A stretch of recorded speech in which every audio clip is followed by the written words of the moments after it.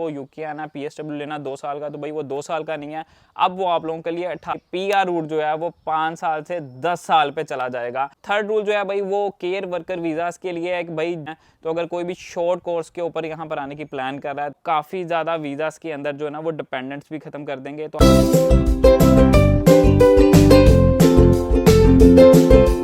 अस्सलाम वालेकुम everyone, welcome back to a new video. तो यार कैसे हो आप सब? उम्मीद करता हूँ सब खैरियत से होगे, ठीक ठाक होगे।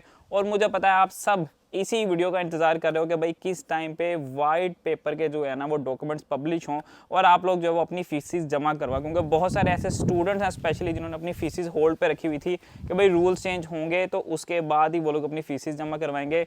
तो भाई स्टूडेंट्स के साथ साथ ये और बहुत सारे लोगों को इम्पेक्ट करेगा। ये जो नया पेपर पब्लिश हुआ है, ठीक है, ये बहुत से लोगों को इम्पेक्ट करेगा। जो लोग पीआर के लिए अप्लाई करने वाले थे उनके ऊपर भी, स्टूडेंट्स के ऊपर भी, उसके साथ साथ जो स्किल वर्कर वीज़ा के ऊपर आने वाले थे उनके ऊपर भी। तो भाई ये तकरीबन 85 पेजेस का डॉक्यूमेंट है जिसको मैं सिर्फ 10 मिनट के अंदर आपको एक्सप्लेन करूंगा। सिर्फ वो चीज़ें जो कि मेरी ऑडियंस जो कि ज़्यादातर स्टूडेंट्स हैं या जो लोग स्किल वर्कर पे आना चाह रहे हैं, ठीक है, उन लोगों के जो मेन पॉइंट्स होंगे वो मैं इस पर अपलोड करूंगा। बाकी की पॉइंट्स जो हैं वो नीचे मैं लिंक छोड़ दूंगा, आप लोग जाके वो खुद उसको डिटेल में पढ़ सकते हो। अगर आपका कोई काम का निकला है तो आप उसको यूज़ कर सकते हो। लेकिन जो मेन आप लोगों को इम्पैक्ट करेंगे, जो मेरी ऑडियंस को इम्पैक्ट करेगी, वो मैं आपके साथ शेयर करूंगा। और वीडियो शुरू करने से पहले मैं आपको ये कुछ बातें क्लेरिफाई कर दूं कि भाई कहीं पे भी किसी भी चीज़ की डेट मेंशन नहीं है, ठीक है। ये कहीं मेंशन नहीं है कि ये कब अप्लाई होगा, ये कहीं मेंशन नहीं है किसके ऊपर अप्लाई होगा, जो यूके के अंदर है या आउटसाइड यूके है। वैसे रूल यही होते हैं कि भाई आप जिस रूल के अंदर आ गए हो आपके ऊपर वही रूल इंप्लीमेंट रहता है, ठीक है, एट दी एंड, जब तक आप पीआर नहीं ले लेते।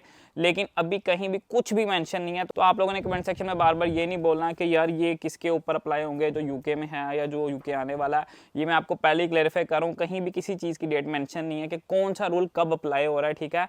अभी ये बिल गया है, ठीक है, अभी ये पास होकर टोटली पास होके आएगा कि इसके अंदर में भी कुछ चेंजेस वो लोग कर सकते हैं, लेकिन मुझे लगता नहीं है, ठीक है। लेकिन इनकी डेट्स क्या होंगी वो भी ये बताएंगे इन फ्यूचर, ठीक है। तो आप लोगों ने अपने माइंड में भी ये बातें क्लियर रखनी है कि भाई अभी इनकी एग्जैक्ट डेट्स आनी है कि ये चेंजेस कब से आ रही हैं। तो मुझे नहीं पता कि जो स्टूडेंट सितंबर इनटेक के अंदर आ रहे हैं उनके ऊपर ये इंप्लीमेंट होंगे या नहीं होंगे, क्योंकि कहीं भी एग्जैक्ट डेट मेंशन नहीं है।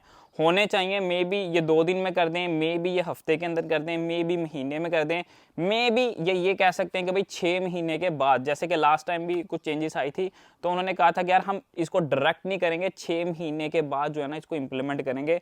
तो अभी आपने ये टेंशन नहीं लेनी, ठीक है। अभी जो आ रहा है उसको 2 साल का ही मिल रहा है, ठीक है।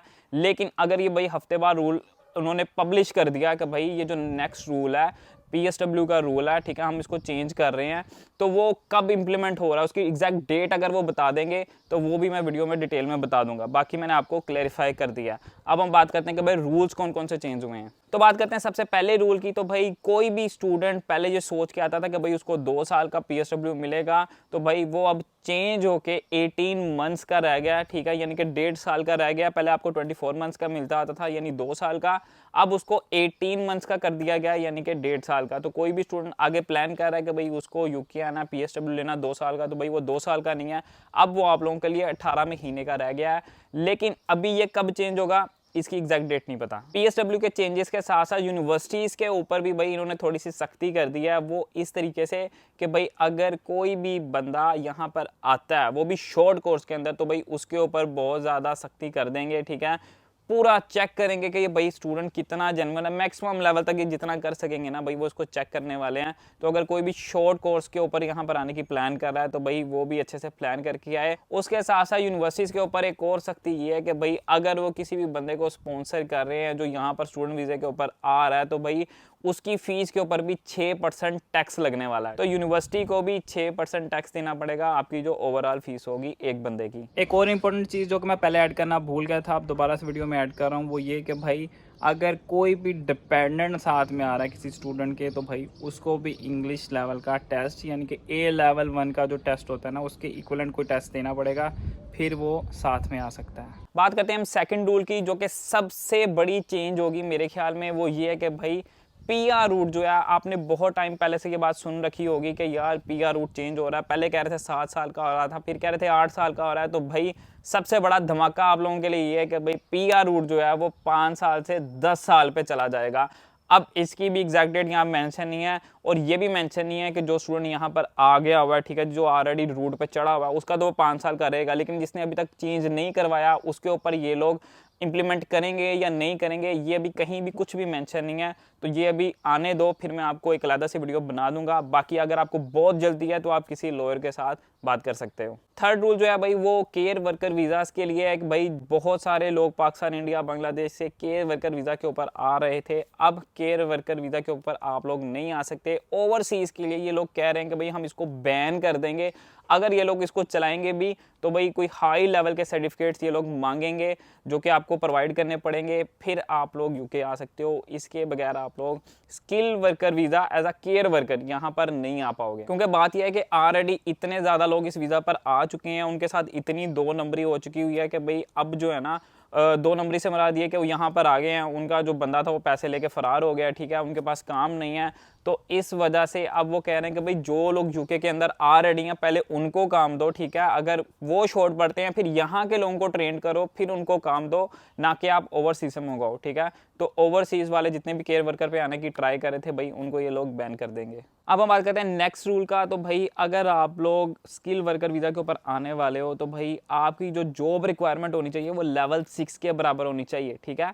पहले क्या होता था कि लोग किसी भी जॉब के ऊपर यहाँ पर आ जाते थे, लेकिन अब उन्होंने एक स्पेसिफिक फिगर बता दिया कि भाई अगर कोई भी बंदा स्किल वर्कर वीज़ा के ऊपर यहाँ पर आने वाला है तो उसकी जॉब की जो लेवल होनी चाहिए, लेवल से मुराद क्योंकि आप स्टडी पर भी यहाँ पर आते हो ना तो उसके भी लेवल्स होते हैं, लेवल 5, लेवल 6, लेवल 7, ठीक है। तो यहाँ पर वैसे ही जॉब्स की भी जो लेवल्स होते हैं, तो अब उन्होंने बता दिया कि अगर कोई भी स्किल वर्कर वीज़ा के ऊपर आना चाहिए तो भाई मिनिमम लेवल 6 उसके पास होना चाहिए, उसकी जॉब रिक्वायरमेंट उसके साथ मीट करनी चाहिए, फिर यहाँ पर वो स्किल वर्कर वीज़ा के ऊपर आ सकता है। और इसमें से वो काफ़ी ज़्यादा वीज़ास के अंदर जो है ना वो डिपेंडेंट्स भी ख़त्म कर देंगे। तो आप लोगों ने मेक श्योर करना है, आप लोग किसी से भी वीज़ा ले रहे हो या आपको मिल रहा है तो आप लोगों ने ये देख लेना कि भाई वो लेवल 6 के इक्विवेलेंट हो और उसके अंदर डिपेंडेंट अलाउ हो। नेक्स्ट रूल के अंदर भाई इन्होंने डिपोर्टेशन को बहुत ज़्यादा टारगेट किया है। पहले क्या होता था, यहाँ पर छोटे मोटे लोग गुनाह करते थे, क्राइम करते थे, लेकिन उनको उतनी ही सज़ा मिलती थी, लेकिन डिपोर्ट नहीं किया जाता था। एक बड़े लेवल पे डिपोर्ट किया जाता था, लाइक कोई स्मगलिंग करता है यहाँ पर, कोई कत्ल वगैरह कर देता है, ठीक है, तो उसके ऊपर उसको डिपोर्टेशन दिया जाता था। लेकिन अब इन्होंने बोला कि भाई कोई बंदा अगर पहले 100% पे जाके आपको डिपोर्ट करते थे, अगर आप कोई 50% के ऊपर भी क्राइम करता है तो उस बंदे को डिपोर्ट कर दिया जाए। नेक्स्ट रूल के अंदर इन्होंने ऑर्गेनाइज क्राइम को बहुत ज़्यादा टारगेट किया। अब ऑर्गेनाइज क्राइम में आपको बता दूं ये भी होता है कि आप लोग किसी बंदे से पैसे दे के वीज़ा अगर लेते हो ना तो ये भी ऑर्गेनाइज क्राइम के अंदर आता है। तो अगर आप लोग इस चीज़ के अंदर इन्वॉल्व होने वाले हो या इन्वॉल्व हो तो भाई आप लोगों को बहुत ज़्यादा जो है ना वो फोकस रहना पड़ेगा कि आपकी किसी तरीके की भी ना कोई भी रिपोर्ट पुलिस तक ना जाए, वरना वो इसकी इन्वेस्टिगेशन करेंगे और ये भी देखेंगे कि भाई आप लोग किस रूट पे हो, कैसे आए हो। इस चीज़ की इन्वेस्टिगेशन आपकी चल सकती है। तो आप लोगों ने मेक श्योर करना है कि भाई किसी भी बंदे से किसी तरीके का पंगा नहीं लेना, ठीक है। आप जिस रूट पे हो चुप करके रहो, अपना काम करो, दैट्स इट, खाओ पियो मौज करो, सब कुछ हो रहा है। किसी से कोई पंगा लेने की आपको यहाँ पे ना कोई ज़रूरत नहीं है, वरना वो आप लोगों की कोई ना कोई किसी तरीके की ना रिपोर्ट डाल सकता है और रिपोर्ट में आपकी इंक्वायरी लग सकती है। तो आप लोगों ने मेक श्योर करना है कि भाई आप लोग अपने काम से काम रखो। तो भाई ये थे कुछ मेजर रूल्स जो कि मैंने आप लोगों के साथ शेयर किए, और ये वो मेजर रूल्स है जो मैंने आपके साथ शेयर किए जो कि 80% लोगों को इम्पैक्ट यहाँ पर डाल सकते हैं। बाकी कुछ बिजनेस रिलेटेड थे, कुछ क्राइम रिलेटेड थे, वो मैंने डिस्कस नहीं किया। अगर आपको वो देखने तो भाई नीचे मैं लिंक छोड़ दूंगा डिस्क्रिप्शन बॉक्स के अंदर, तो आप लोग उसको जाके डिटेल में पढ़ सकते हो। उम्मीद करता हूँ आज की वीडियो आप लोगों को अच्छी लगेगी। वीडियो अच्छी लगी वीडियो को देना लाइक, चैनल पर नहीं हो तो चैनल कर लेना सब्सक्राइब। मिलते हैं इंशाल्लाह नेक्स्ट वीडियो के अंदर। अल्लाह हाफिज़।